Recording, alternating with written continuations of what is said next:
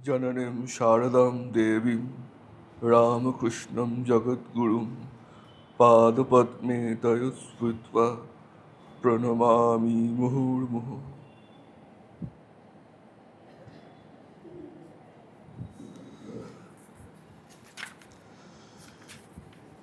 শ্রী শ্রী মায়ের পদপ্রান্তে এটির পঞ্চম খণ্ড অতি সম্প্রতি প্রকাশিত হয়েছে। মায়ের পদার্পণ দিবসের দিন।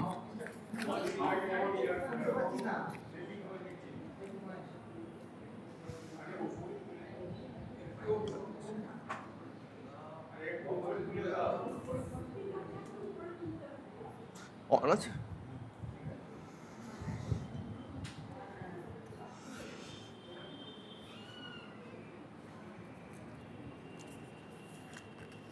এখানে যা যা স্মৃতিকথা আছে ছোট ছোট করেই আছে, যতটা হয় হোক। প্রথম স্মৃতিকথাটি স্বামী অসিতানন্দ তাঁর স্মৃতিকথা। তিনি মাকে যেভাবে দেখেছেন তার বর্ণনা দিচ্ছেন। প্রথম দিকের যে অংশটি সেটি খুব কাব্যিক, তবুও সূচনার অংশ হিসেবে সেটি পড়তে এবং শুনতে ভালোই লাগবে, তাই সেটা স্কিপ করছি না। লিখছেন মহারাজ, আমরা যাব শ্রী শ্রী মায়ের কাছে। শুনেছি তিনি থাকেন জয়রামবাটিতে। সেখানে নাকি আনন্দের হাট, ভক্তিরসের তরঙ্গ। আমরা যাব সেখানে, স্পর্শ করব তাঁর রাতুল চরণ, অভিসিঞ্চিত করব দেহ মন প্রাণ, স্নিগ্ধ হব, গ্লানির মালিন্য অপসৃত করে আমাদের জন্ম সার্থক করব। শুনেছি তিনি মানবীর আকারে দেবী, অবগুণ্ঠনের আড়ালে পরম পুরুষের লীলা সঙ্গিনী বৈকুণ্ঠেশ্বরী। তিনি নাকি 17 মা অ17 মা। সেই মায়ের লীলা তরঙ্গে অভিষিক্ত হব। ভাবতে ভাবতে চলেছি আমরা 3 বন্ধু, প্রভাকর, সুধীর ও সাতু। সাতু হচ্ছেন স্বামী অসিতানন্দ নিজে। গ্রামের 3 বন্ধু, এক প্রাণ। চারিত্রিক বৈশিষ্ট্য এক রকমের নয়, 3 রকমের, তবুও 3 জন বন্ধু। প্রবল আস্তিক্য চেতনায় পরিপূর্ণ 3 কিশোর। সেদিন বেরিয়ে পড়েছিলাম জয়রামবাটির উদ্দেশ্যে। আষাঢ় মাস, গ্রীষ্মের খরতাপ, বর্ষার ঝড় ঝঞ্ঝা উপেক্ষা করে ছুটে চলেছি 3 কিশোর, বিরামহীন। ভুল পথে, দীর্ঘ পথ ঘুরপাক খেয়ে আমরা এক দ্বীপ্রহরে হাজির হলাম রাজরাজেশ্বরী দুয়ারে। তখন তো এখনকার মতো গুগল ম্যাপ ছিল না, ফোনটা খুলে দিলাম, পথ নির্দেশিকা পেয়ে যাব। স্বাভাবিকভাবেই সময় লাগতো, এবং বড় রাস্তার উপরেও জয়রামবাটি ছিল না। রিমোট ভিলেজ বলতে যা বোঝায়, তখনকার সবকে সেটা রিমোটেস্ট ভিলেজ বলা যায়। তো এরকম অনেকেরই জীবনে ঘটেছে, তারা যখন গেছেন সোজা পথ দিয়ে না গিয়ে একটু ঘুরপথে গেছেন, ফলত সময় একটু বেশি লেগেছে।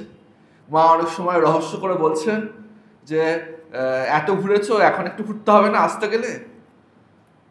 তো একটু দেরি হলোই বা, একটু ঘুরপথ হলোই বা, অন্তিমে তো সেই মায়ের কাছেই পৌঁছনো, তবুও সেই ঘুরপথও সার্থক। মায়ের সেবক এসে আমাদের আপ্যায়ন করলেন।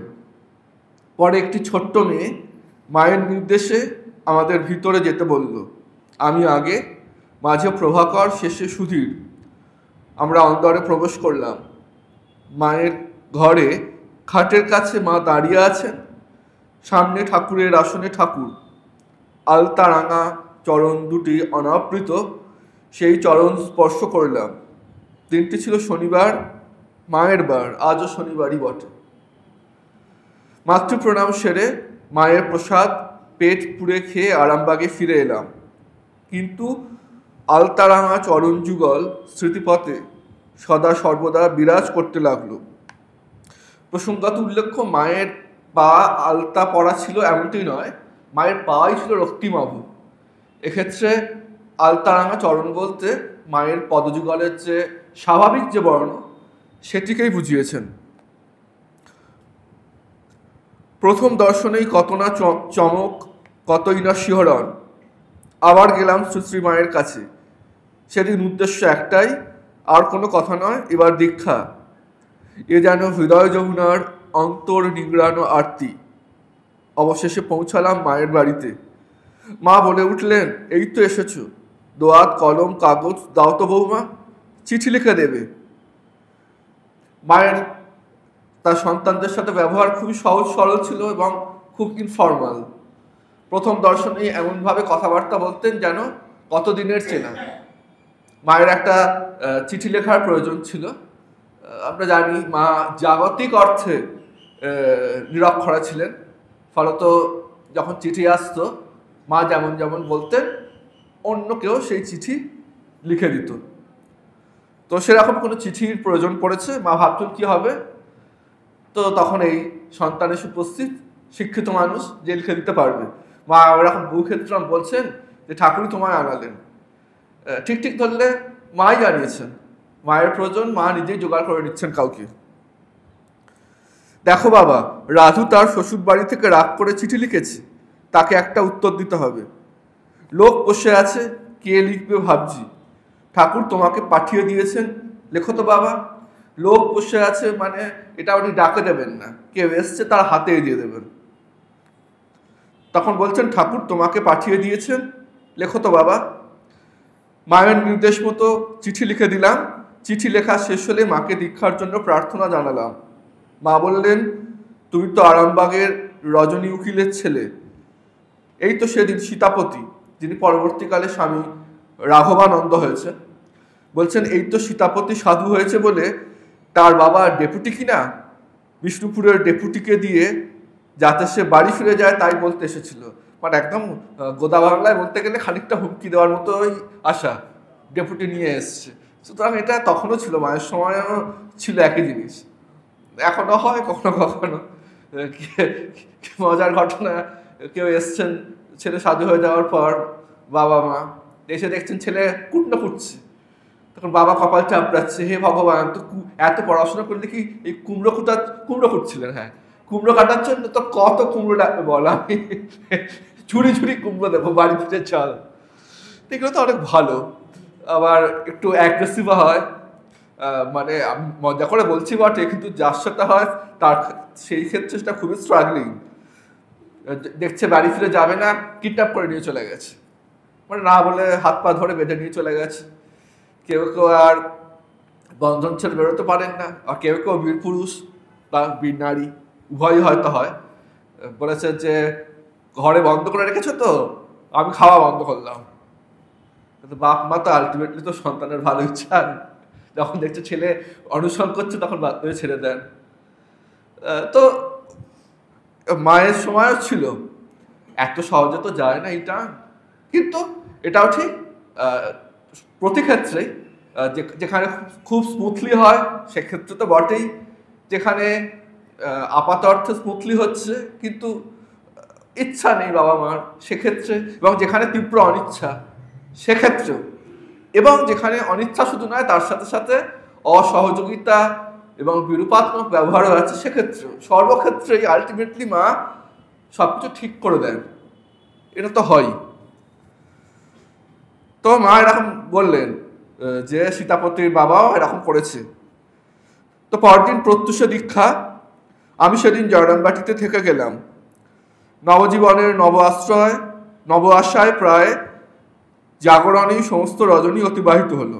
এটা অনেকেই এরকম বলে, নিজের অভিজ্ঞতা হয়েছে, দীক্ষার আগের দিন ঘুম হচ্ছে না, চাপা টেনশন। এটা হচ্ছে অ্যাংজাইটি নয়, আনন্দেরও তো একটা টেনশন হয়, কি হবে কি হবে। অনেকেই সারা রাত ঘুমোতে পারেন না, আর ওই ভোরবেলায় উঠতে হবে, সকলে তো আর আর্লি রাইজার নন, কিন্তু সেদিনকে যেহেতু ভোরে উঠতে হবে চিন্তায় অনেকেরই ঘুম হয় না। এটা অনেকেই ব্যক্তিগত অভিজ্ঞতা থেকে এমনটি বলেন। সুপ্রভাত সমাগত হলো। আমোদর নদীতে স্নান সেরে শুভক্ষণের জন্য তৈরি হয়ে রইলাম। মা ধীর পদে ঠাকুর ঘরে ঢুকলেন। মায়ের পূজা হয়ে গেল। আমায় ডেকে পাঠালেন। আমি যন্ত্রচালিতের মতো মায়ের শরণাগত হলাম।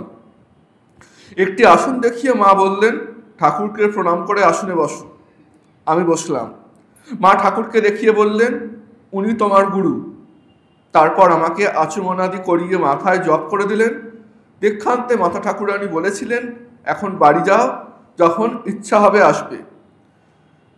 এবার স্বামী অচ্যুতানন্দ নিজেই লিখছেন, মন্ত্র নেওয়ার পর থেকেই আমার শারীরিক যন্ত্রে অদৃষ্টপূর্বক ক্রিয়া সকল হতে লাগলো। সুতরাং ওই মায়ের কাছে যারা দীক্ষা পেয়েছেন তারা কেউই সাধারণ ছিলেন না। তাদের বাহ্য ব্যবহার যতই জাগতিক মনে হোক না কেন, বহু জন্মের তপস্যা ছিল বলেই তারা মা যে সময় শরীরে ছিলেন সেই সময় তারা পৃথিবীতে এসেছিলেন এবং মায়ের কাছে দীক্ষা পাওয়ার সৌভাগ্য লাভ করেছিলেন। কজনেরা হয় এরকম, দীক্ষা পাওয়ার সঙ্গে সঙ্গেই মিরাকেল ঘটছে, কিন্তু এদের ক্ষেত্রে তাই ঘটত। নিজেই বলছেন, মাকে সব কথা বলাতে মা উত্তর দিলেন, তোমরা যারা আমার কাছে আসছো তারা অনেক জন্ম তপস্যা করেছো, সেই জন্য এমন যোগাযোগ হয়ে গেল। দীক্ষা নিয়ে প্রসাদ পেয়ে বাড়ি ফিরলাম। বেশ কিছুদিন গেল, মনে আবার চঞ্চলতা বৃদ্ধি পেল। প্রভাকরের সঙ্গে যুক্তি করে সংসার ত্যাগী সন্ন্যাসী হওয়ার তীব্র আকাঙ্ক্ষায় জয়রামবাটি যাত্রা করলাম। যে বলে না, খেতে পেলে শুতে চায়, আশা বাড়ছে, তো এই আশা ভালো আশা, মুক্তি লাভের আশা, আরো চাই আরো চাই। যাত্রাপথে কত না ক্লেশ, অভীষ্ট তীর্থে পৌঁছানো মাত্র সব ভুলে গেলাম। মাকে প্রণাম করলাম, মা চিবুকে হাত দিয়ে চুম্বন করলেন। এখন আর এগুলো দেখা যায় না। মানে আগেকার দিনে মায়েরা বেশি খুব আগে না, কিছু আগেও মায়েরা করতেন, প্রণাম করলে চিবুকটা ধরে চুম্বন করা। মানে এটার প্রতি আকর্ষণটা এটাই, যখন এটা দেখতাম বা কোথাও দেখি খুব অল্প হলেও মায়ের কথা মনে পড়ে যায়। মা সর্বদা এইভাবেই চুম্বন করতেন সন্তানদের। মায়ের কাছে সাধু হওয়ার সংকল্প প্রকাশ করলাম। বললাম, মা আমায় ব্রহ্মচারী করে নিতে হবে, আমি আর সংসারে থাকবো না। মা স্মিতহাস্যে বললেন, তুমি তো ব্রহ্মচারী হয়েই আছো, তোমরা জন্মে জন্মে ঠাকুরের ভক্ত। বেশ, কাল ডোর কৌপিন নিয়ে সকালে আসবে, তোমাকে সন্ন্যাসব্রত দেব। কিন্তু তোমার মা যতদিন বাঁচবেন ততদিন তাঁকে দেখতে যেতে হবে, আমার মতো করে তাঁর সেবা করতে হবে। আমি মায়ের কথায় সম্মতি জানালে মা পাশের গ্রাম থেকে কাপড় কিনে আনতে বললেন। তখন এত নিয়মকানুনের বেড়াজাল ছিল না, এখন যে নিয়মকানুনের বেড়াজাল আছে সেটারও প্রয়োজন আছে। তো সেই যুগে ওরা তো তখন স্বয়ং আছেন, ঠাকুরমা স্বামীজি যখন দেখে আছেন, পার্শ্বদ মহারাজারা আছেন, ওদের সব কিছুই অদ্ভুত, অনবদ্য। তারা যেহেতু সোনার মানুষ ছিলেন, যে প্রসঙ্গত খানিকটা চলে আসতে পারে, একটু অপ্রাসঙ্গিক মনে হলেও বাবুরাম মহারাজের কথা আমরা জানি। বেলুড় মঠে উনি সবসময় ভক্ত সেবার জন্য প্রস্তুত থাকতেন। কেউ যদি দুপুরবেলা 2:30টার সময় এসছে, তখন হয়তো খাবার দাবার শেষ হয়ে গেছে, তো মহারাজ তখনই একটু জল ফোটাতে লেগে গেলেন, অন্তত খিচুড়ি দিতে হবে, ভাত ডাল বসিয়ে দিলেন, চাল দিলেন, ডাল দিলেন, এইরকম। তো এরকম চলছে। এবং স্বামী শারদানন্দজি মহারাজের পরে স্বামী শুদ্ধানন্দজি প্রথম জেনারেল সেক্রেটারি হয়েছেন, সম্পাদক, এখন যেটা জিএস। তো পার্শ্বদ পরবর্তী যুগের প্রথম তিনি হচ্ছেন সম্পাদক। তো তিনি চাইছেন যে একটু নিয়মে হোক। মনে মনে জানেন এরা তো সব শিব ঠাকুরের দল, একসময় তো চলে যাবেন এবং এরা যেটা বলবেন সেটাই নির্দেশ, কিন্তু তারপরে আমাদের সেই রকম ওদের মতো তো অথেন্টিসিটি থাকবে না, ওই অথরিটি। সুতরাং একটা টেকনিক্যাল স্ট্রাকচার থাকা জরুরি। তাই জন্য বলছেন, চেষ্টা করছেন। এই জন্য স্বামী শুদ্ধানন্দজিকে অনেক বেগ পেতে হয়েছে। বাবুরাম মহারাজ বলছে, দেখো সুধীর, যতদিন আমরা আছি ততদিন এরকমই চলবে, এই হোটেলই চলবে, আমরা চলে যাওয়ার পর তুমি সব নিয়ম কানুন করো। একজন তাকে সাইন করাতে আনলে তিনি নিজের নামই মনে করতে পারছেন না, স্বামী ব্রহ্মানন্দজি মহারাজ নাম ভুলে গেছেন। তিনি ওয়েট করছেন, মনে পড়বে তখন সাইন করবেন। মহাপুরুষ মহারাজও এরকম, পুরো শিব ঠাকুর, ভোলা মহেশ্বর। সুতরাং স্বামী শুদ্ধানন্দ যেটা করছেন সেই সময় সেটা খুব জরুরি ছিল। বিড়ালের গলায় ঘন্টা বাঁধার মতো তাকে খানিকটা কখনো কখনো অপ্রিয় হতে হয়েছে, কখনো কখনো রেগেও যেতেন। বড়রা রেগে যেতেন, মানে ক্রোধ নয়, হ্যাঁ আমাদের কথা বাধা দিচ্ছ, কি আমার একটা নিয়ম দেখাচ্ছ তুমি, এই আর কি।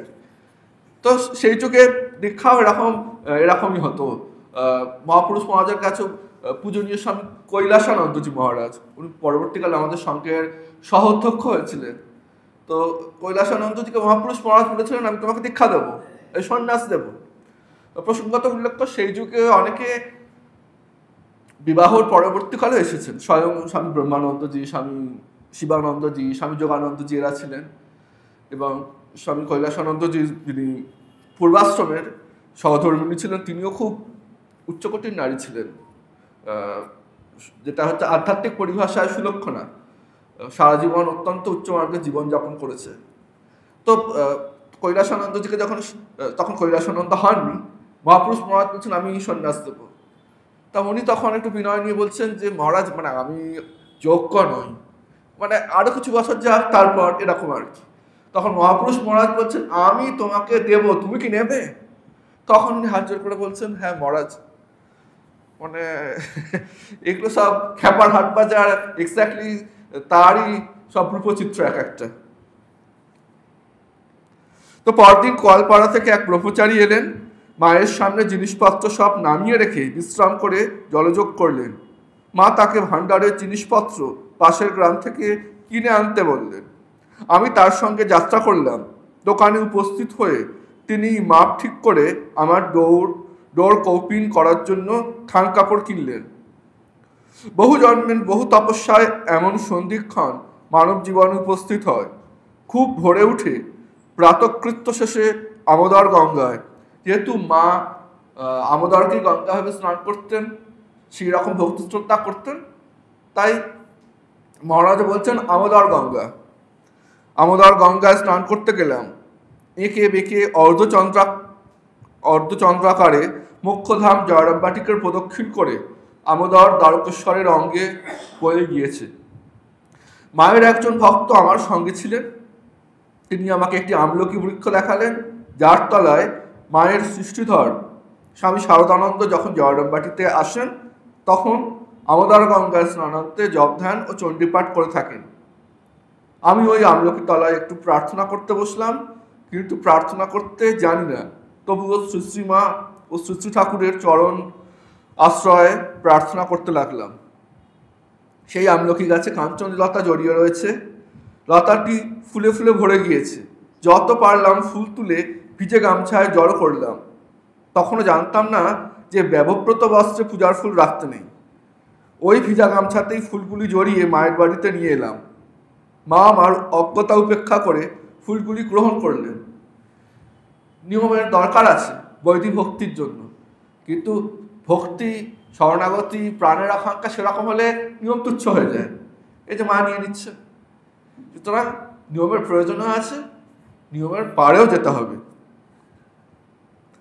তারপর মা পূজা করতে লাগলেন। ফুল বাড়ির ভিতরে পাঠিয়ে দিলাম।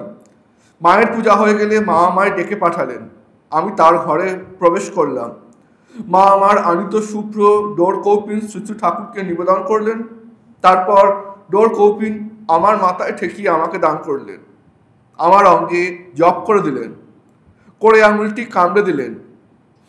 অর্থাৎ আমি মায়ের উচ্ছিষ্ট রূপে বাকি জীবন অতিবাহিত করব। তারপর ঠাকুরের দিকে হাত জোর করে প্রার্থনা করলেন, ঠাকুর এর সন্ন্যাস রক্ষা করো, বিপদ আপদে তুমি এর পিছনে থেকো, শেষে সর্বকর্ম বন্ধন ছেদন করে তোমার চরণে মুক্তি দিও।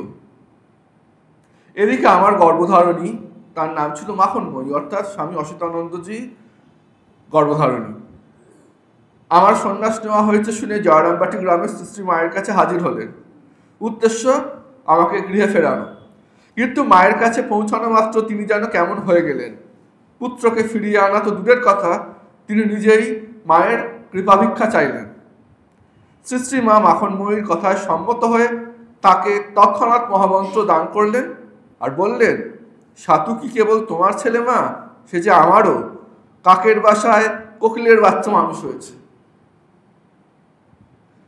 যদি এরকম মায়ের প্রতি সেই রকম তীব্র ভালোবাসা চলে আসে, এই মা তো কাক কাক কোকিল এই শব্দগুলো বলছেন, কাক কোকিল এদের দেখলেও মায়ের উদ্দীপন হবে। এর কথামৃতে গল্প আছে, ফড়িং বালকের মতো বিশ্বাস বলছে, এরকম কথামৃতে আছে যাতে ফড়িং উড়ে না যায়। ওটি পড়া হচ্ছে, তখন স্বামী নির্বাণানন্দজি মহারাজ তখন অনেক বয়সকালে, তো উনি সকালবেলায় এই কথামৃত পাঠ শুনেছেন, তারপর থেকে অত্যন্ত গম্ভীর। তো ওরা এমনিতেই গম্ভীর পুরুষ ছিলেন, সারাক্ষণ জবদান করতেন, তো সেদিন এত গম্ভীর, তো সেবাকে একটু হালকা করার জন্য গল্প করার চেষ্টা করছে। অনেকক্ষণ হয়ে গেল, যখন কথা বলতে গেছেন তখনও স্বামী নির্বাণানন্দজি এরম বলছেন, মানে এদের একটা কথা শুনছেন, সেটাকে একবার হৃদয়ে টেনে নিচ্ছেন একেবারে। ওই যে বল, যত্র যত্র চক্ষু পড়ে তত্র তত্র কৃষ্ণ স্ফুরে, যেখানে যা দেখবো সেই ময় হয়ে যাওয়া। নিবেদিতার হয়েছিল, মাতৃময় হয়ে গেছিলেন, যেখানে যাচ্ছেন যা কিছু দেখছেন মায়ের বাড়ির কথা মনে পড়ে যাচ্ছে। এই হচ্ছে একদম বৈদিক ভালোবাসা পেরিয়ে অহেতুকী ভক্তি। এটাই কাম্য, এগুলো জীবনের উদ্দেশ্য। যদিও গর্ভধারিণী শ্রী মায়ের কৃপা পেয়ে আমাকে তাঁর চরণে নিবেদন করেছিলেন, তবুও প্রতিজ্ঞা মতো আমাকে মাঝে মধ্যে গর্ভধারিণীর কাছে আরামবাগে যেতে হতো ও থাকতে হতো। তখন নিত্য শ্মশানে গিয়ে জপধ্যান করতাম, কখনো বা বন্ধু প্রভাকরের সঙ্গে ধর্ম প্রসঙ্গে আলোচনা করতাম। মায়ের কাছে জয়রামবাটি ও পাড়ায় বহুদিন কাটিয়েছি। একবার জয়রামবাটিতে ম্যালেরিয়ায় ভীষণ আক্রান্ত হই, গায়ে ভীষণ জ্বর, সারা রাত্রি মাথা ও গায়ের যন্ত্রণায় ছটফট করছি। যখনই কাতর হয়ে মা মা বলে চিৎকার করে উঠেছি, স্নেহময়ী জননী কাছে এসে মাথায় হাত বুলিয়ে দিয়ে বলেছেন, বাবা খুব লাগছে না? আমার অসুখে মাকে সারা রাত জেগে বসে থাকতে দেখে লজ্জায় আর চিৎকার করতাম না। সে আমরা বলি না, কি বলে, লক্ষ্মী ছেলে, লক্ষ্মী ছেলে, লক্ষ্মী মেয়ে। তো মায়ের এই সন্তানেরাও ছিলেন সব লক্ষ্মী ছেলে, মানে মাকে কষ্ট দেব না, তার জন্য নিজের কষ্ট হচ্ছে তবুও ডাকবো না। না ডাকলে কি মা বুঝতে পারছেন না? মা ঠিকই বুঝতে পারতেন যন্ত্রণা সন্তানের। তারপর বলছেন, মায়ের শাসনও কি বিচিত্র। তখন ম্যালেরিয়া জ্বরে পড়ে আছি, সেই সময় মায়ের ভাইজি মাকু আমার জন্য ঝোল পথ্যের ব্যবস্থা করে দিত। একদিন পথ্য দিতে দেরি হচ্ছে দেখে মা বিরক্ত হয়ে বললেন, অসুস্থ মানুষ, ওকে তাড়াতাড়ি খেতে দে। মাকু বলছে, দিচ্ছি পিসিমা, তরকারিটা হলেই খেতে দেব। মা শুনে বিরক্ত হয়ে বলছেন, সাধু হতে এসেছি, ওদের এত পরিপাটের কি প্রয়োজন, শুধু রুটিই দাও, সাধুর তো গাছতলায় থাকার কথা। মানে যখন ঠাকুর অত খাওয়ার ব্যাপারে একটু কঠোরতা করতেন তার সন্তানদের, মা বলছেন তোমাকে সব ভাবতে হবে না। এটাও যেমন একদিকে চিত্র, আবার অন্যদিকে এই চিত্র আছে যে মা বলছেন কঠোরতার দরকার আছে বই কি, শুধু সাধু হতে এসেছে, ওদের এত পরিপাটির কি দরকার, শুধু রুটিই দাও, সাধুর তো গাছতলায় থাকারই কথা। সেই সময় এক তরুণ ব্রহ্মচারী চাঁদা তুলতে দূর গ্রামে গিয়েছেন। রৌদ্রের খরতাপের জন্য এক ভক্ত তাকে একটি ছাতা দিয়েছিলেন। ব্রহ্মচারীটি মাকে ছাতার ঘটনা বললে মা তাকে বললেন, তুমি ছাতা নিলে কেন, তোমার ওটা নেওয়া উচিত হয়নি। সাধন ভজনে কঠোরতা চাই আগে। ধরুন তো এই গরমকাল ফেটে যাচ্ছে, এই সময় মা থাকলে যদি রাখো আমাদের বলতেন ছাতা নিও না, কি হতো ভগবান জানে। ব্রহ্মচারী লজ্জিত হয়েছিলেন। আবার এই জননী ম্যালেরিয়া রোগ থেকে উঠে আমার শরীর সারছে না দেখে স্বামী শিবানন্দকে চিঠি লিখে আমাকে বেলুড় মঠে পাঠালেন শরীর সারানোর জন্য। মা উদ্বোধনে আছেন, আমিও মাতৃ সান্নিধ্যে উদ্বোধনে। একদিন মাকে বলেছিলাম, এতদিন ধরে কত প্রার্থনা করলুম, কিন্তু ঠাকুরকে দেখতে পেলুম না। আপনি বলেন ঠাকুরই ভগবান, মনে প্রাণে তাঁকে ডাকলে তিনি দেখা দেন, কিন্তু কই, আমাকে তো দেখা দিচ্ছেন না। মা উত্তরে বলেছিলেন, নিশ্চয়ই দেখা দেবেন। আমি বলছি, তোমার ভগবান দর্শন হবে হবে হবে। একে মা বলছেন স্বয়ং ভগবতী, তাই আবার তীর সত্য করে দিচ্ছেন। তবে এখনই নয়, অন্তিমে ঠাকুর তোমায় দর্শন দেবেন। আর ঠাকুর দর্শন তো দিয়েই দিয়েছেন, মায়ের সঙ্গে কথা বলছেন, মাকে দেখছেন, আবার আর কি দর্শনের প্রয়োজন। তাছাড়া আমি তো তোমার সব দায় নিয়েছি বাবা, তবে আর এত ভাবছো কেন। এরপরে শ্রুতি কথাটি স্বামী অপর্ণানন্দজি মহারাজের। তিনি লিখছেন, আমি প্রথম বেলুড় মঠে যাই আমার দুই বন্ধুর সঙ্গে। নৌকা করে গঙ্গা পার হয়ে আমরা বেলুড় মঠের ঘাটে পৌঁছাই। পৌঁছে দেখি ভিজিটার্স রুমে ভজন গান হচ্ছে। আমরা দোরগোড়ায় দাঁড়িয়ে শুনছি। এমন সময় ভিতর থেকে একজন সন্ন্যাসী বেরিয়ে এসে আমাকে বললেন মন্দিরে গিয়ে ঠাকুরকে প্রণাম করে আসতে। পরে জেনেছিলাম তিনি স্বামী প্রেমানন্দ। পরবর্তীকালে আমরা ঠিক করলাম যে জয়রামবাটিতে গিয়ে শ্রী শ্রী মায়ের কাছে দীক্ষা গ্রহণ করব। আমরা 3 বন্ধু বাসে করে আরামবাগ গেলাম। সেখানে মায়ের একজন ভক্ত ছিলেন, যিনি তাঁর বাড়িতে জয়রামবাটি ও কামারপুকুরের যাত্রীদের থাকার ব্যবস্থা করতেন। আমরা তার বাড়িতে রাত্রিবাস করে পরের দিন ভোরবেলায় হেঁটে জয়রামবাটির উদ্দেশ্যে যাত্রা করলাম এবং ঠিক করলাম যে মায়ের দর্শন না পাওয়া পর্যন্ত আমরা কিছু খাবো না। জয়রামবাটি পৌঁছে আমরা দেখি গ্রামের বাইরে একটি গাছের নিচে 3 জন মহিলা বসে আছেন। তারা সকলেই সাদা শাড়ি পরেছিলেন। আমাদের মধ্যে একজন চিনতে পারল তাঁদের মাঝখানে মা স্বয়ং বসে। সে আগে দেখেছিল। আমাদের দেখেই একজন মহিলা উঠে তাড়াতাড়ি আমাদের কাছে এসে খুব বকাবকি করতে লাগলেন। তোমাদের কি কোনো আক্কেল নেই? সকাল থেকে কিছু না খেয়ে এতখানি পথ পায়ে হেঁটে আসছো। মাও তোমাদের জন্য সকাল থেকে কিছু খাননি। মা তো বুঝতে পেরে যেতেন সন্তানরা আসলেই ওই দুয়ারের একটা হাত রেখে দাঁড়িয়ে থাকতেন। ওই জন্য মা জানেন সন্তানেরা আসবে, তাই মাও খাচ্ছেন না। তাই আর সঙ্গে যারা ছিলেন তাদের মধ্যে একজন এসে বকুনি দিচ্ছেন। সারাক্ষণ বলছেন আমার 3টে ছেলে এখানে আসছে, তারা কিছু খায়নি, আমি কি করে খাবো? যাও এক্ষুনি পুকুরে স্নান করে এসে আগে খেয়ে নাও, পরে মাকে প্রণাম করবে।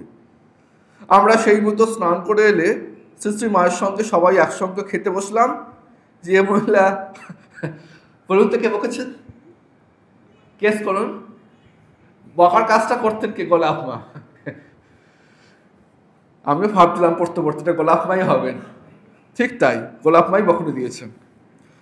একদিন আমাদের 3 জনেরই দীক্ষা হয়ে গেল। শ্রী শ্রী মা আমাদের একজন একজন করে মন্দিরে ডেকে নিয়ে মন্ত্র দিলেন। আমার ডাক পড়লো সবার শেষে। দীক্ষার পর আমার বন্ধুদের মতোই আমার অন্তরও মহা আনন্দে পূর্ণ হয়ে গিয়েছিল। এরপর মা আমাকে বলেছিলেন কারো দোষ দেখো না, দোষ দেখবে নিজের। স্বামী জপানন্দজি তিনি লিখছেন 1918 খ্রিস্টাব্দের শেষের দিকের কথা। কয়েক মাস আগে বাবুরাম মহারাজের শরীর গিয়েছে।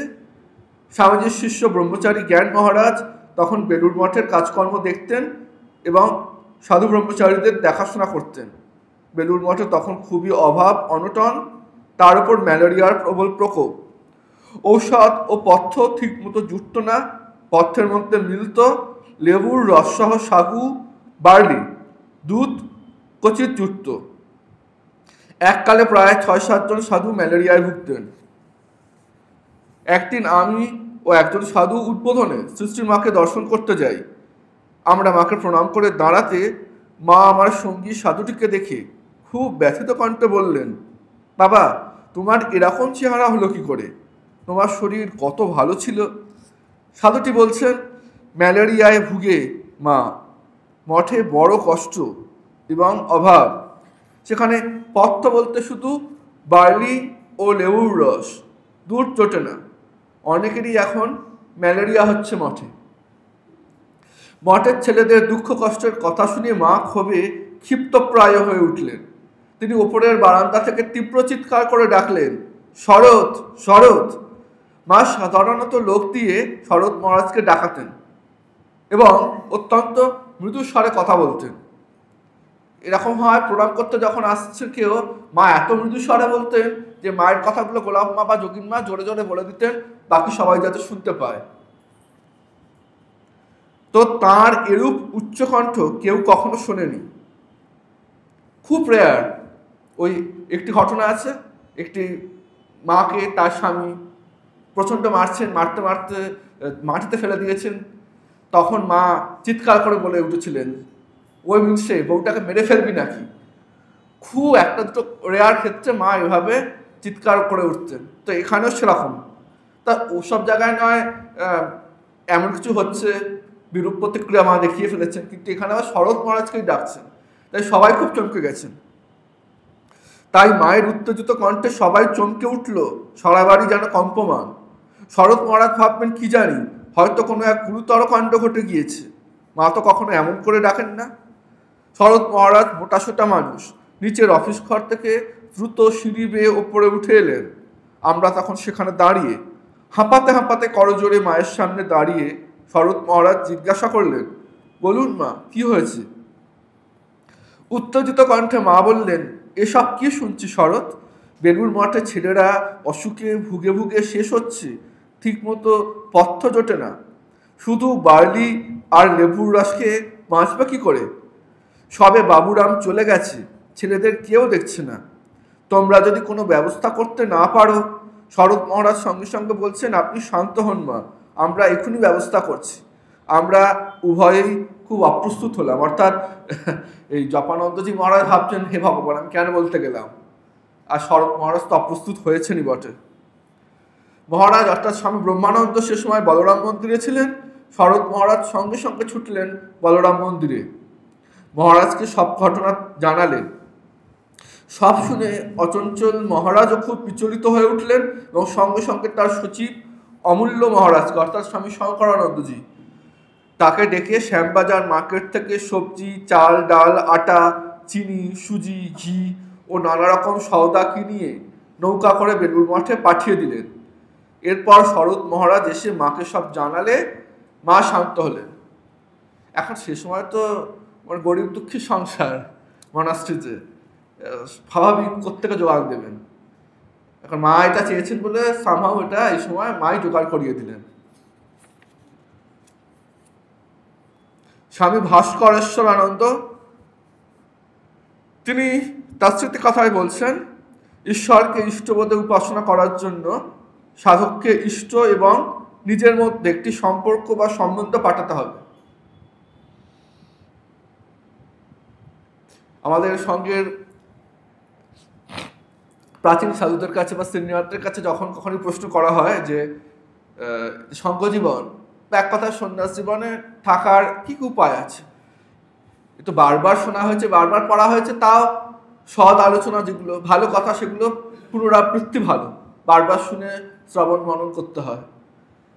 তো এরকম একজন মহারাজ বলেছিলেন যে, এটা মহারাজের কথা না, ঠাকুর বলেছেন, পরম্পরাক্রমে শোনা, যে ঈশ্বরের সাথে একটা সম্পর্ক পাতাতে হবে। এবং এটা শুধু যে সন্ন্যাসী জীবনে যারা আছেন তাদের জন্য নয়, যারা অধ্যাত্ম জীবনে আছেন তাদের প্রত্যেকের জন্যই প্রয়োজন।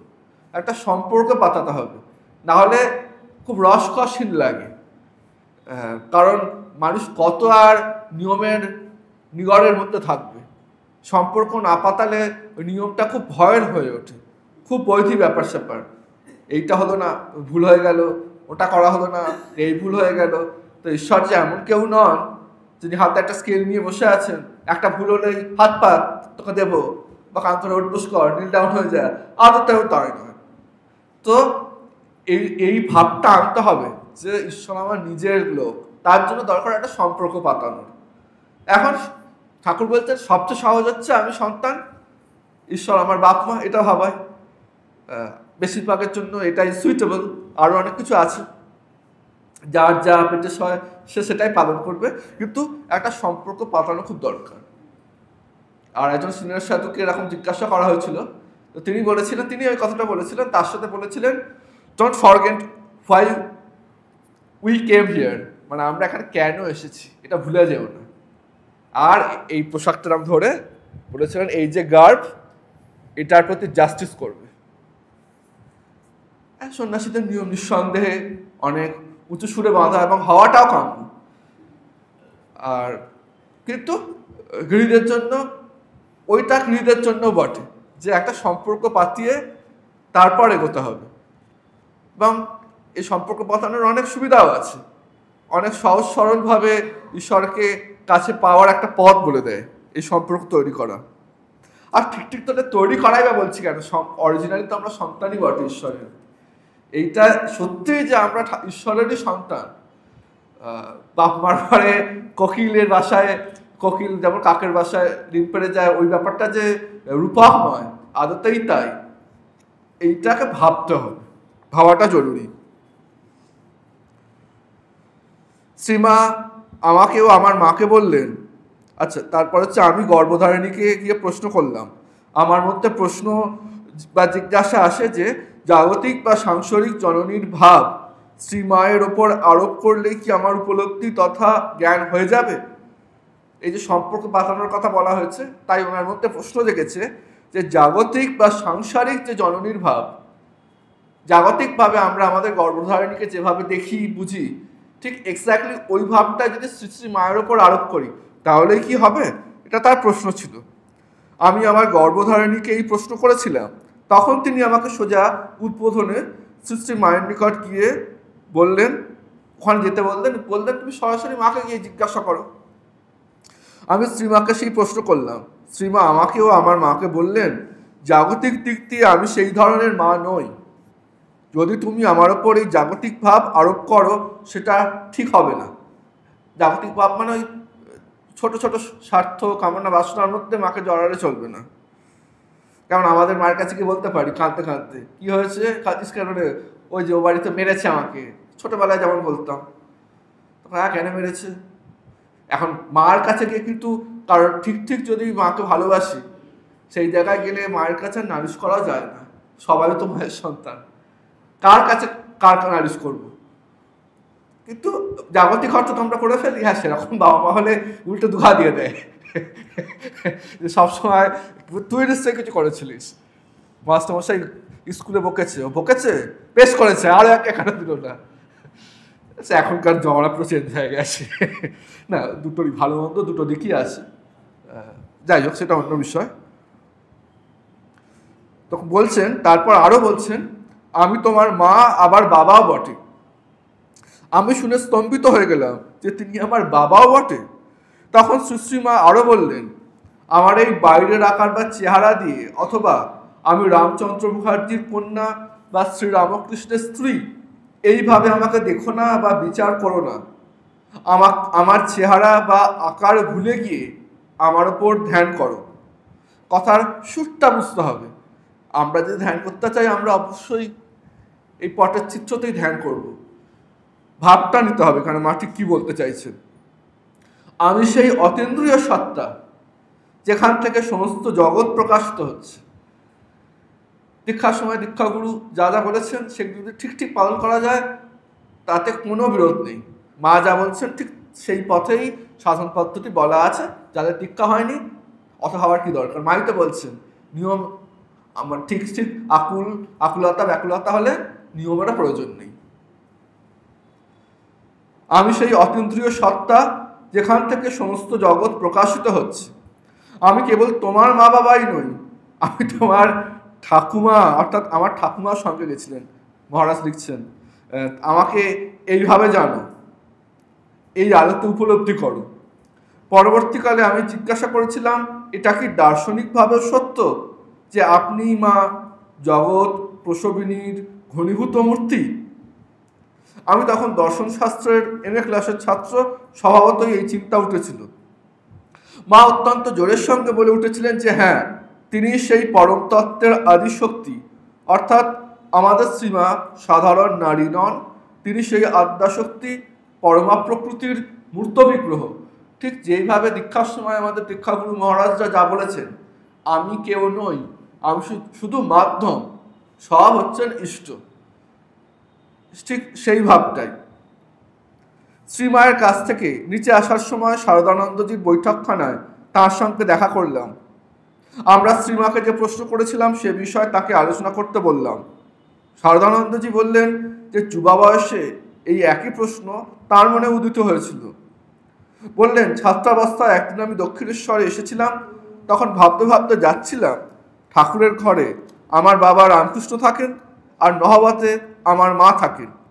তাদের সম্পর্কে আমার যথাযথ দৃষ্টিভঙ্গি কি হবে? এই যে স্মৃতিচারণ বা স্মৃতি কথাগুলো পড়া, এর তো অনেকগুলো দিক আছে। কেন পড়বো?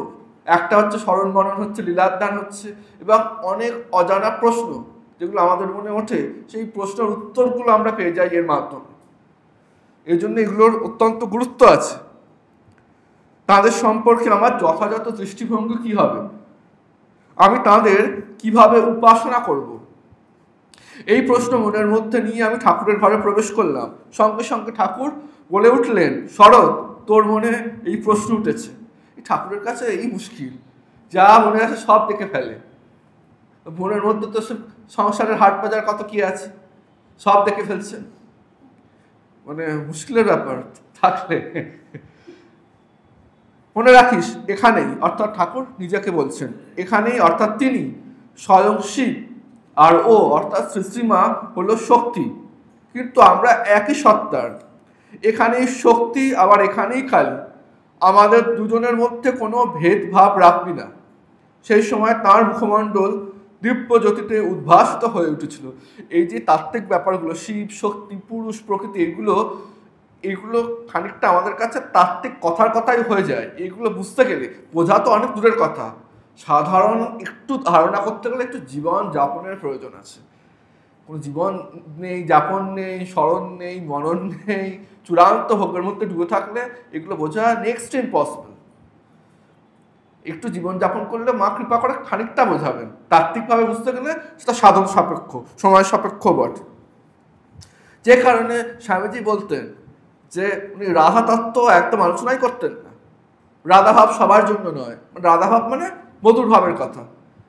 মানে স্বামীজি বলছেন রাধা কিরকম না, প্রেম সমুদ্রের এক একটা বুদবুদ। সমুদ্রের বুদবুদ হয় অতি স্বচ্ছ, অতি কোমল, অতি নরম। মানে এটি এত কোমল, এত নরম, এত স্বচ্ছ, আমাদের যে স্থূল বুদ্ধি দিয়ে সেটিকে আমরা বুঝতে পারবো না তো বটেই, ভুল বোঝার, অপব্যাখ্যা একটা আশঙ্কা থেকে যায়। তাই স্বামীজি কখনো রাধাভাব নিয়ে আলোচনা করতেন না। কিন্তু যেখানে যোগ্য অধিকারী দেখতেন তখন কি করতেন না, স্বামীজি এসব মিরাকেলের কথা উঠলে খোঁচে যেতেন, খুব রেগে যেতেন স্বামীজি। মানে যেটা হতো বেশিরভাগ ক্ষেত্রে মানুষ আত্মপ্রবঞ্চনা করে, ওই জন্য জ্ঞানের কথা বলতেন, ভক্তির কথা বলতেন, কিন্তু ভক্তির এই দর্শন জাতীয় কথায় সাধারণভাবে বলতেন না। যখন গোপালের মা যখন বলছেন, ঠাকুর বলছেন বলো, নারায়ণকে বলো, গোপালের মা তার অনুভূতির কথা বলছেন, কাঁদছেন। তারপর খুব সহজ সরল মানুষ তো, সরলতার প্রতিমূর্তি, বলছেন আচ্ছা আমি ঠিক বলছি? স্বামীজি দু চোখ দিয়ে জল ঝরছে, বলছে হ্যাঁ মা তুমি ঠিক বলছো। পরে আমি স্বয়ং শ্রীমান নিকট গিয়ে এই প্রশ্ন জিজ্ঞাসা করি, আমার মাকেও একই প্রশ্ন করা হচ্ছে। যখন প্রশ্ন করা হলো তিনি নীরব হয়ে রইলেন। কিন্তু যখন আরো পবিত্র ভাব নিয়ে এই প্রশ্ন করলাম, যে এক একটা শব্দ বাক্য খুব গভীরভাবে পড়তে হবে। লেখক নিজেই বলছেন এক্ষেত্রে মহারাজ, যখন প্রশ্ন করলাম মা নীরব রইলেন, তারপরে একটা সময়ের পর উত্তর দিচ্ছেন মা কিছু একটা। লেখক নিজেই বলছেন যে যখন আরো পবিত্র ভাব নিয়ে এই প্রশ্ন করলাম, মানে আমরা কত পবিত্র হতে পারি, মায়ের পবিত্রতার যে স্তরাতীত যে স্তর, সেখানে কোনোদিন পৌঁছতে পারবো না। কিন্তু ওই এফার্টটা করা, ওই চেষ্টাটা দরকার। যে কারণে স্বামীজি যখন, এটা খুব বহুল প্রচারিত এবং বহুল পঠিত, বহুল কথিত ঘটনা, মাকে দর্শন করতে যাচ্ছেন স্বামীজি নৌকায় করে, ভরা বর্ষা, গঙ্গা উত্তাল, ঘোলা জল, ঘন মেঘ, এবং স্বামীজি কি করছেন, আজলা গঙ্গা জল নিচ্ছেন এবং পান করছেন। সঙ্গে স্বামী তুরিয়ানন্দজি, হরি মহারাজ বলছেন নরেন করছো কি, তোমার একই শরীর খারাপ, শেষ জীবনের দিকে স্বামীজির অজস্র রোগ দানা বেঁধেছে শরীরে, করছো কি, তোমার তো আরো শরীর খারাপ হয়ে যাবে। তখন স্বামীজি বলছেন যে না হরি ভাই, মাকে দর্শন করতে যাচ্ছি, আমাকে আরো পবিত্র হতে হবে। তো কাকে পবিত্র হতে হবে, যে যাকে স্বামী মানে শ্রীরামকৃষ্ণদেব যার সম্বন্ধে সার্টিফিকেট দিচ্ছে, কারণ অজস্র উদাহরণ আছে, কথামৃতে আছে, অন্যত্র আছে, যে এক্স যদি এই হয় তাহলে নরেন এই, ওয়াই যদি এই হয় তাহলে নরেন এই। মানে গোটা যে আচার্যদের যে জীবনী ইতিহাস ঘাঁটলে কোথাও যে কোনো গুরু তার শিষ্যকে এত প্রশংসা করছেন যে ঘেঁটে পাওয়া মুশকিল। এবং যেখানে অন্য সকলের ক্ষেত্রে ঠাকুর সাবধানবাণী করছেন, কোনো না কোনো নিয়ম নীতি পালন করার কথা বলছেন, খাবার ক্ষেত্রে বলছেন এটা খেও না, সরিয়ে রাখছেন, হজম করতে পারবে না, নরেন সব হজম করে ফেলবে, খাপ খোলা তরোয়ার। সেই নরেন এত শুদ্ধ, স্বয়ং শিবাবতার, স্বয়ং শিব এসছেন, তিনি তারও কোথাও একটা আরো পবিত্রতর হবার অবকাশ রয়েছে। সুতরাং এটা আমাদের ভাবনার বাইরে, আমরা কোনোদিন পারবো না সেটা হতে। কিন্তু চেষ্টাটা দেখে বলে যে আমরা যদি 2 পা এগিয়ে যাই, ঈশ্বর 10 পা এগিয়ে আসবেন। কিন্তু ওই 2 পা এগোতে হবে, চেষ্টাটুকু দেখাতে হবে।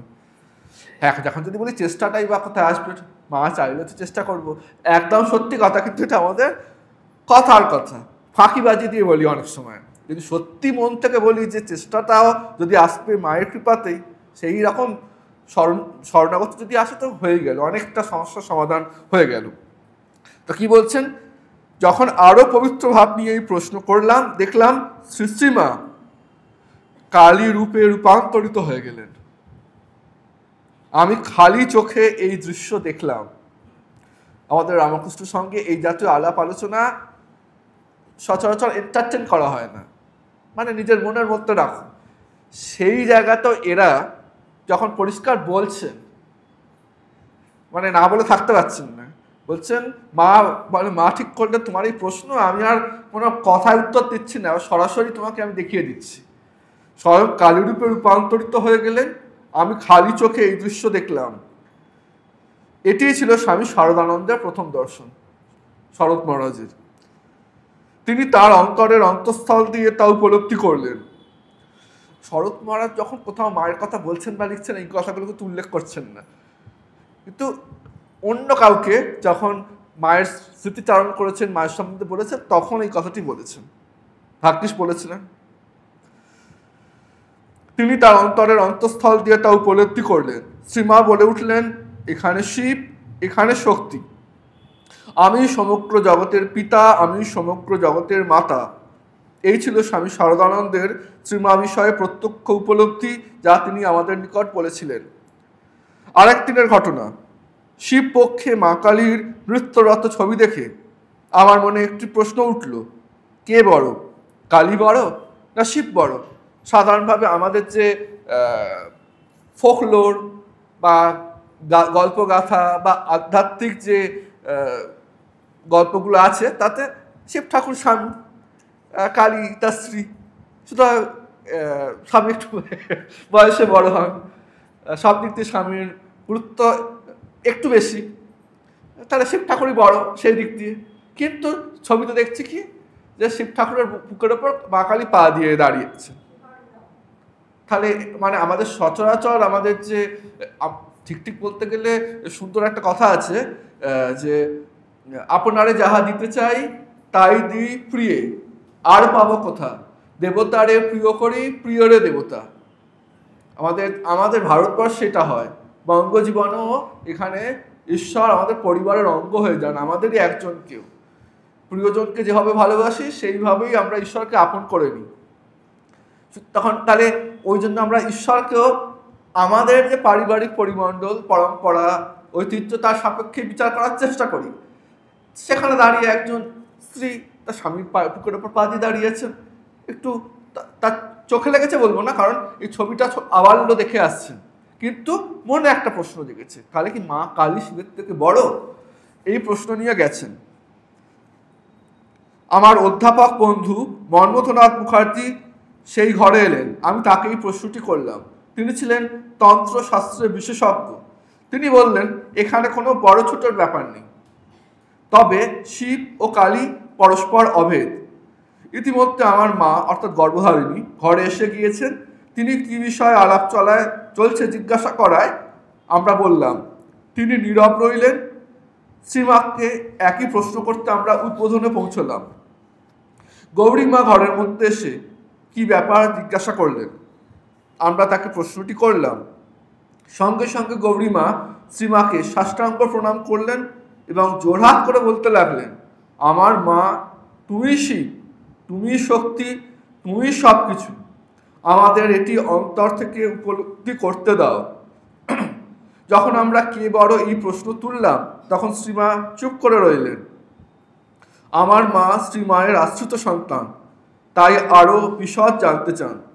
তিনি তৎক্ষণাৎ প্রশ্ন তুললেন, তুমি কি কালী, শিব না ঠাকুর? শ্রীমা বললেন, আমি শিব, আমি কালী, শ্রীরামকৃষ্ণ আমি, তাঁর আর আমার মধ্যে কোনো ভেদ নেই। একদিন আমি এবং আমার মা সৃষ্টি মায়ের প্রকৃত স্বরূপ সম্বন্ধে আলোচনা করছিলাম। আমার মা সর্বদা নিজের গুরু সম্বন্ধে ঠাকুরের পার্শ্বদের কাছ থেকে বেশি বেশি জানতে চাইতেন। আমরা গৌরী মার কাছে গিয়ে এই বিষয়ে জিজ্ঞাসা করলাম। হঠাৎ তিনি উত্তেজিত হয়ে বলতে শুরু করলেন, তুমি তার প্রকৃত স্বরূপ সম্বন্ধে কি বলছো? তুমি তার প্রকৃত স্বরূপ সম্বন্ধে কি বলছো? তিনি হলেন আদ্যাশক্তি, জগৎ প্রসবিনী মা কালী স্বয়ং। আমি এই বিষয়টি তার মধ্যে উপলব্ধি করেছি, দর্শন করেছি। এরপর তিনি একটি ঘটনা বললেন। তিনি সেই সময় সৃষ্টি মায়ের সেবার দায়িত্বে ছিলেন। তার জন্য আহার্য প্রস্তুত করার ভার গৌরীমার উপর ছিল। একদিন গৌরীমা দেখলেন ঠাকুর বারান্দায় পায়চারি করছেন। তিনি ঠাকুরের মধ্যে স্বয়ং শিবকে দর্শন করলেন। তিনি অবাক হয়ে ভাবছেন, ঠাকুর যদি স্বয়ং শিব হন তাহলে শ্রীমা নিশ্চয়ই স্বয়ং কালী। তিনি সোজা শ্রীমায়ের কাছে গেলেন, কিন্তু মা তখন ধ্যানরতা ছিলেন। গৌরী মা তখন শ্রীমায়ের কানের কাছে রাধে রাধে মন্ত্র আওড়াতে লাগলেন। আধ ঘন্টা পরে মা অর্ধবাচ্য দশায় নেমে এসে কিছুটা প্রকৃতিস্থ হলেন।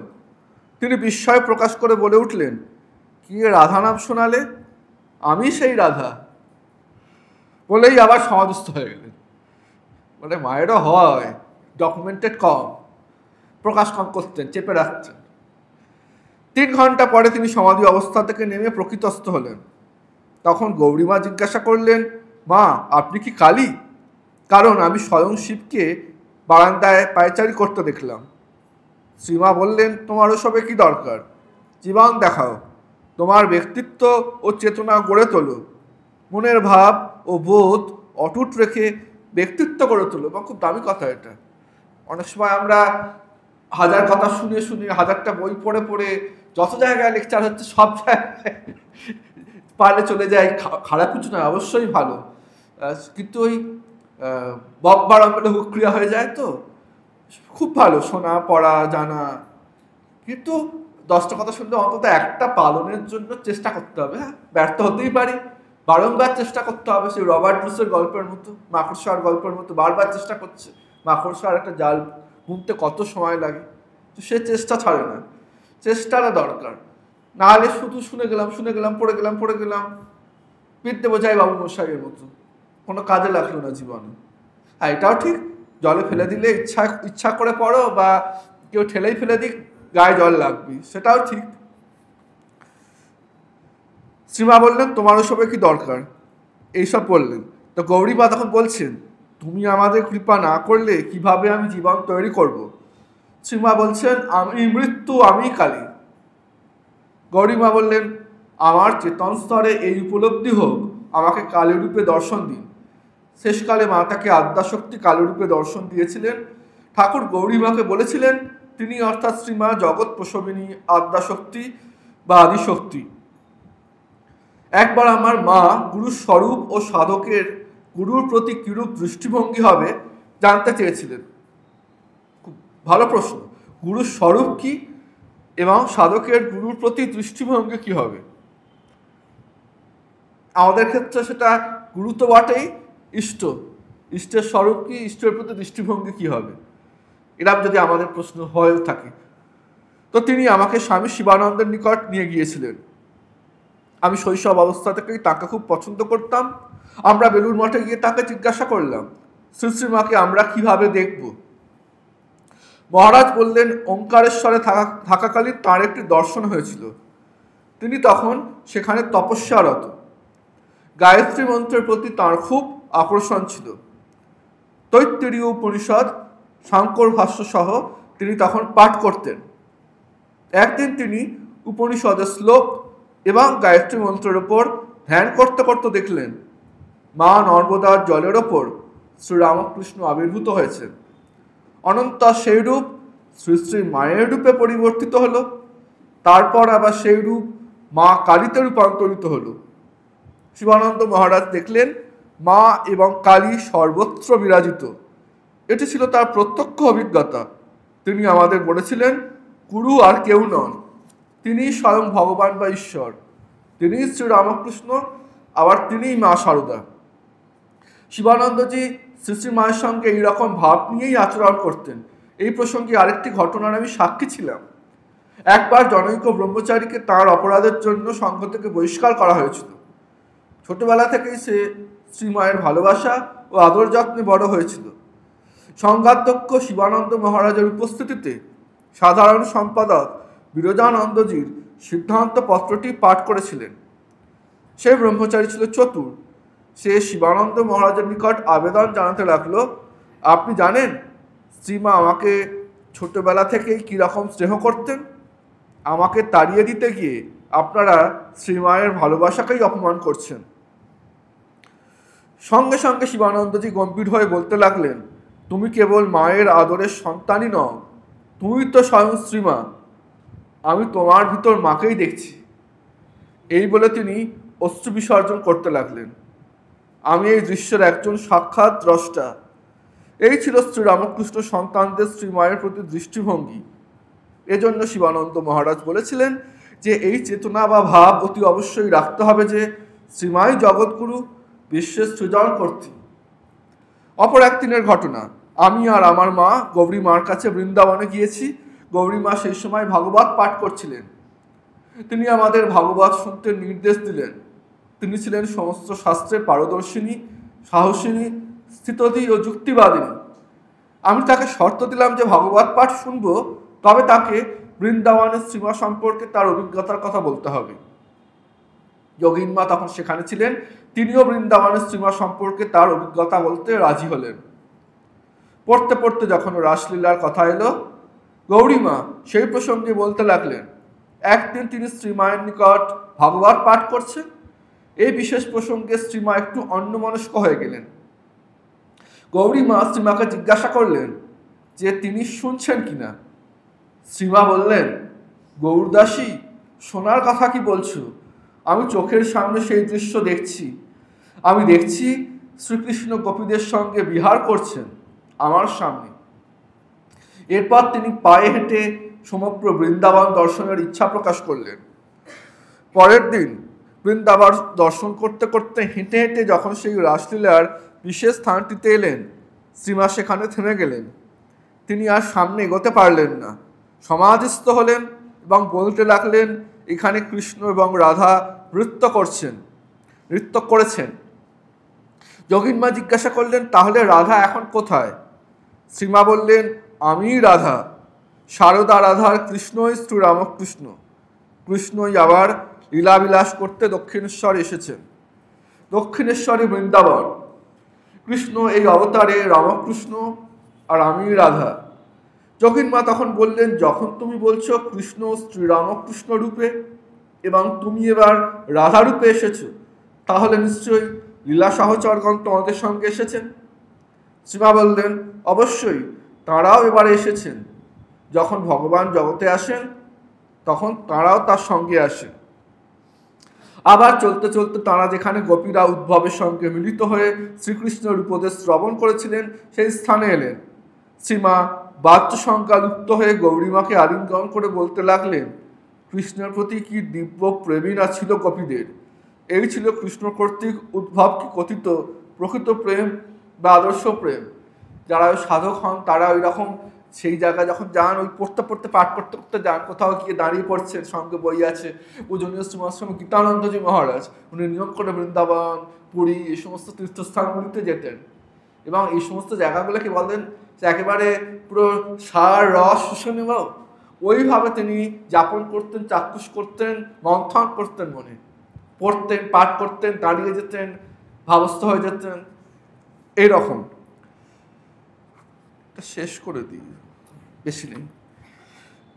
একবার ব্যাঙ্গালোরে স্বামী রামকৃষ্ণানন্দ যখন অসুস্থ ছিলেন, কোনো এক বিশেষ তিথিতে শ্রীমার সঙ্গে সাক্ষাৎ করতে পারেননি। তিনি ফুঁপিয়ে ফুঁপিয়ে কাঁদতে কাঁদতে শ্রীমাকে নিজের মনোবেদনা জানাতে লাগলেন। সঙ্গে সঙ্গে ব্যাঙ্গালোরে শ্রীমা আবির্ভূত হয়ে তাকে আশীর্বাদ করেছিলেন। শ্রীমায়ের সেবক ও আমার বন্ধু রাসবিহারী মহারাজ শ্রীমায়ের নিকট অকপটে জানিয়েছিলেন যে তিনি প্রচণ্ড চেষ্টা করেও কামচিন্তা জয় করার সাফল্য লাভ করতে সক্ষম হননি। তিনি জিজ্ঞাসা করেছিলেন, সম্পূর্ণ পবিত্র বা কামগন্ধহীন হওয়া কি সম্ভব? শ্রীমা করুণার্দ্র হৃদয়ে তার কপাল স্পর্শ করেছিলেন, তখন তার মধ্যে একটা প্রচণ্ড আলোড়ন এসেছিল। তিনি শ্রীমাকে চ্যালেঞ্জ করেছিলেন যে সম্পূর্ণ কামগন্ধহীন বা পবিত্র হওয়া অসম্ভব। এটা পরীক্ষা করার জন্য তিনি কতকগুলি, যেটু লেখা আছে আমি পড়ছি, অশ্লীল ছবি নিয়ে জয়রামবাটির মঠের মধ্যে গিয়েছিলেন। খুব চেষ্টা করেছিলেন ওই ফটো বা ছবি দেখে নিজেকে অপবিত্র তথা কামভাবে উদ্বুদ্ধ করতে, কিন্তু তার সব চেষ্টা ব্যর্থ হয়েছিল। তিনি এ বিষয়ে সফল হতে পারেননি। পরিবর্তে ওই ছবিগুলির মধ্যে দেবতাদের মূর্তি দর্শন করতে লাগলেন। এরপর একজন অপবিত্র তথা লোভী ব্যক্তি সেখানে এলেন। তিনি তাকে স্পর্শ করলেন। সঙ্গে সঙ্গে রাসবিহারী মহারাজ স্বাভাবিক অবস্থায় ফিরে এলেন। পরে তিনি শ্রীমায়ের কাছে এসে সমস্ত ঘটনা বিস্তৃতভাবে বর্ণনা করলেন। এখন মায়ের সঙ্গে যারা ছিলেন তারা মহাপুরুষ মানুষ, তাদের জীবন চরিত যখন আমরা পড়ব তখন আমরা ক্রিটিক হয়ে পড়ব না। মূল উদ্দেশ্য ঠাকুর মা এদের জীবনকে জানবো, বুঝবো, তার জন্য এগুলো সহায়তা করছে মাত্র। আর ওরা যখন বলছেন অপবিত্র ভাব, বুঝতে হবে মানে যখন মানুষের মন অত্যন্ত পবিত্র হয়ে যায় তখন সামান্যতম ডিস্টরশনে তাদের কাছে অসহ্য লাগে। এখন মুশকিলটা হয় আমরা সবসময় যখন বিচার করি, হয়তো খারাপ মনোভাব নিয়ে বিচার করছি না, কিন্তু বিচারটা তো আমার জ্ঞান আমার বুদ্ধি অনুসারেই করব। স্বাভাবিকভাবেই আমি বর্তমান অবস্থায় আমার পবিত্রতার যে স্তর, সেই স্তর থেকে দাঁড়িয়ে আমরা কোনো মহাপুরুষ যদি বলে থাকেন আমার অসুবিধা হয়েছে, মার কাছে বলছেন আমার কাছে অপবিত্র ভাব আসছে, মা কী করবো, সেই জায়গায় দাঁড়িয়ে আমি তখন সেই ব্যক্তির মানবিক অবস্থাকে যদি বোঝার চেষ্টা করি, সেটা মূর্খতা ছাড়া কিছু নয়। মায়ের কাছে যারা আছেন, মায়ের কাছে যারা সব বলতে পারছেন, তারা মহাপুরুষ। সুতরাং আমাদের এগুলো বিচারিত বিষয় নয়, আমরা শিক্ষণীয় বিষয়গুলো নেব। এই প্রসঙ্গে স্বামী শিবানন্দের একটি কথা খুব মনে পড়ছে। আমি একবার তাকে জিজ্ঞাসা করেছিলাম সম্পূর্ণ পবিত্র হওয়া বা কামগন্ধহীন হওয়া কি সম্ভব। তিনি বলেছিলেন, এখন তোমাদের নিকট পবিত্রতা অর্জন একটি সমস্যা, কিন্তু সাধনা করতে করতে এমন সময় আসবে, বিশ্বাস করো, অপবিত্রতা বা কাম চিন্তা করাই তোমাদের সমস্যা হবে। তখন অপবিত্রতা কল্পনা করাও অসম্ভব হবে। রাসবিহারী মহারাজের দৃষ্টান্তটি এই বিষয়ের একটি প্রকৃষ্ট উদাহরণ। সাধকের এই বিষয়টি জানা থাকা প্রয়োজন। যদিও শ্রীমা পবিত্রতা ভালোবাসতেন, তথাপি পাপীকে বা অপবিত্র সেবককে তিনি ঘৃণা করতেন না। তিনি পাপকে ঘৃণা করতেন, পাপীকে নয়। এই প্রসঙ্গে কাইজারের ঘটনা মনে পড়ছে। জার্মানির কাইজারের পোপের সাথে সাদৃশ্য থাকায় ললিতবাবুকে কাইজার বলে রাখা হতো। একবার এক স্ত্রীলোকের সঙ্গে অসৎ আচরণ করে ললিতবাবু শাস্ত্র নয়নে সেই ঘটনা শ্রীমায়ের নিকট বর্ণনা করেছিলেন। আমরা সেখানে উপস্থিত ছিলাম। আমরা মনে মনে ভাবছিলাম এখন মা তাকে বেশ বকুনি দিয়ে এখান থেকে তাড়িয়ে দেবেন, কিন্তু আমাদের অবাক করে দিয়ে মা বলে উঠলেন, আমি কি তোমার মা নই? যদি বাচ্চা ছেলে ধুলো কাদা মাখে, মা কি তাকে ঝেড়ে মুছে নেন না? এসো বাবা, আর এরকম করো না। এই রকম ছিল তার সর্বপ্লাবী স্নেহ বা ভালোবাসা। মৃত্যুকালে কাইজার বিস্ময় বলে উঠেছিলেন, মা আমাকে নেওয়ার জন্য দুহাত বাড়িয়ে দিয়েছেন। গিরিশবাবু থিয়েটারের দলে বিনোদ নামে এক অভিনেতা ছিলেন। তিনি একজন পাঁড় মাতাল এবং গণিকা গমনে অভ্যস্ত। একদিন মত্ত অবস্থায় শ্রীমায়ের নিকট এলেন। তিনি ছিলেন শ্রীমায়ের ভক্ত, তাকে স্বয়ং দেবী জ্ঞান করতেন। এই যে বলছে যাতে মাতাল, জ্ঞান টনটনে আছে। স্বামী শারদানন্দজি আমাদের বলেছিলেন সব দরজা জানলা বন্ধ করে দিতে, যাতে বিনোদের কথা কিন্তু বহু জায়গায় আছে, তো এত ডিটেলে লেখা নেই। মানে এদের যে বাক্য সংযম, লেখনির সংযম দেখার মতো। মাথায় রাখছেন মূল উদ্দেশ্যটা কি, মার কৃপা, ঠাকুরের কৃপাটাই আমাদের ব্যাখ্যা করার মূল উদ্দেশ্য। সেখানে যাদের আলোচনা করতে হবে যতটা সম্ভব সেটা ডিগনিফাইড ওয়েতে করা যায় ততটা করব। এইভাবে পড়তে পড়তে এখন জানা যাচ্ছে বদ্ধ বিনোদের কথা কত জায়গায় উদ্ধৃত আছে। এইভাবে এতটা লেখা ছিল না। যাই হোক, তো শ্রীমাকে যাতে বিরক্ত না করতে পারে তাই সব দরজা জানলা বন্ধ। বিনোদ বন্ধ দেখে বাইরে থেকে চেঁচিয়ে নেশাচ্ছকে গান করছেন, উঠো গো করুণাময়ী, খোলো গো কুটিরোদ্বার, আধারে হেরিতে নারী, হৃদি কাঁপে অনিবার, সন্তান রেখে বাহিরে আছো শুয়ে অন্তঃপুরে, চাও মা বদন তুলে, খেলিতে যাব না আর, সঙ্গে সঙ্গে মায়ের জানলার পাখি খুলে গেল। মা তাকে দর্শন দিলেন। পরের দিন স্বামী শারদানন্দ শ্রীমাকে জিজ্ঞাসা করলেন, অনুযোগ করলেন, কেন আপনি জানলা খুললেন? শ্রীমা বললেন, যখন উঠো গো করুণাময়ী, খোলো গো কুটিরদ্বার বলে গান করে, আমি যে স্থির থাকতে পারি না। আমি মোটেই নিজেকে ঘরের ভিতরে বদ্ধ রাখতে পারি না। আমি কেবল পদ্মবিনোদের মা নই, আমি সমগ্র বিশ্ব ব্রহ্মাণ্ডের মা। শারদানন্দজি নিশ্চুপ হয়ে গেলেন। শ্রীমা ছিলেন পাপী তাপীদের প্রতি এরকমই দয়াময়ী, করুণাময়ী। এখন এই যে এদের জীবনটা যদি ভালো করে দেখা যায়, বোঝা যাবে। ওই সে বিখ্যাত গল্পটি আছে, ঠাকুর এই গল্পটি বলতেন। দুজন মানুষ, দুই বন্ধু, একজন এসছেন সৎ কথা শুনতে, আর একজন বন্ধুকে বলছে তুমিও চলো আমার সাথে। তো সেই বন্ধুটি বলছে, বাবা ওইসব করতে আমি যাবো না, আমি এখন মৌজ মজা এসব করতে যাব, হুল্লোড় করব, ফুর্তি করব, ইত্যাদি ইত্যাদি। তখন দুজন দুদিকে চলে গেছে।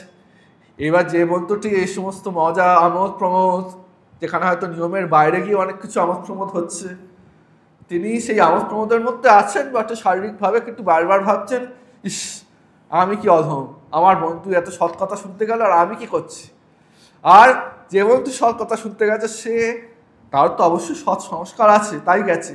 তুই মনে মনে ভাবছে, ইস এখানে এলাম, আমার বন্ধুটা না জানি কত আনন্দেই আছে। তো ঈশ্বর মন দেখেন। এক্ষেত্রে যা হয়েছিল ঠিক আরেকটি গল্পে এই আরেকটি জিনিস হয়েছিল, ওটি আরও এখানে রেলেভেন্ট। যে একজন মহিলা ছিলেন, তিনি অবস্থার বিপাকে পড়ে তাকে এমন কাজ করতে হতো যেটা সমাজ ভালো চোখে দেখতো না। তার পাশেই থাকতো একজন সাধক। তিনি প্রত্যেক দিন ভাবতেন, হে ভগবান, এই মেয়েটির কি হবে? এদিকে জপ করছে, মারা ঘুরেই যাচ্ছে, আর এ মেয়েটির কি হবে? এত পাপ কাজ করছে, এ কি করবে? এর কি গতি হবে? কিন্তু মেয়েটি কি করতো? তাকে অবস্থার বিপাকে যখনই সেই পাপকর্ম করতে হতো, প্রতি মুহূর্তে সে ঈশ্বরকে স্মরণ করতো আর বলতো যে, হে ঈশ্বর, আমার কোনো উপায় নেই, আমি অবস্থার বিপাকে এই কাজ করছি, তুমি আমাকে দেখো। তারপরে দুজনেরই মৃত্যু হলো। ও যমদূত এসছে আর দেবদূত এসছে। তো সে সাধক, তিনি মনে মনে ভেবেই রেখেছেন যে দেবদূত আসবে, আমাকে নিয়ে যাবে, আর ওই মেয়েটাকে নিতে যমদূত আসবে। কিন্তু দেখা গেল পুরো রিভার্স ঘটেছে। সেই যমদূত এসছে সাধককে নিতে, আর দেবদূত গেছে সেই সমাজের চোখে পাপি তাপি যে নারী, তাকে নিতে। তখন এই সাধকটির মহা দুঃখ হয়েছে, এ কী ব্যাপার, এ কি অদ্ভুত লীলা, অবিচার। আমি সারা জীবন ধরে জপ ধ্যান করলাম, সাধন ভজন করলাম, আর আমাকে নিতে এসছে যমদূত। আর ওই মেয়েটি সারা জীবন পাপ তাপ করে গেল, তাকে নিতে এসছে দেবদূত। সুতরাং এর মধ্যে রিয়ালিটিটা কি? এটা তো গল্প হচ্ছে যে ঈশ্বর দেখেন ভাবটা কি, কে কোন অবস্থার মধ্যে আছে সেটা অত জরুরি নয়, সে মনের প্রাণে কি চাইছে, ভাবগ্রাহী জনার্দন। আর ঠিক ঠিক ভাবগ্রাহী জনার্দন এবং কৃপাময় যেহেতু তিনি, তার কাছে কৃপা চাইলে তিনি মনটা তার দিকে টেনেছেন প্রথমে, ধীরে ধীরে অবস্থাটাও ঠিক করে দেবেন। তাই শ্রীমার কাছে এই প্রশ্ন করি, আমরা যে যেখানেই আছি, আমাদের অধ্যাত্ম পথের যাত্রা তার কৃপায় যেন সুগম হয়, সমস্ত বাধা বিপত্তি দূর করে দিয়ে তিনি যেন তাঁর কোলে আমাদের টেনে নেন। কোলে যে টানবেন সে বিষয়ে তো সংশয় নেই কোনো, মা নিজেই বলেছেন। কিন্তু এই যাত্রা পাত্রা যতটা স্মুথ হয় ততই ভালো। কে আর চায় খিড়কির দরজা দিয়ে যেতে, সামনের দরজা দিয়েই মা নিন কোলে, এই প্রার্থনা। শ্রী শারদার প্রণামস্তু।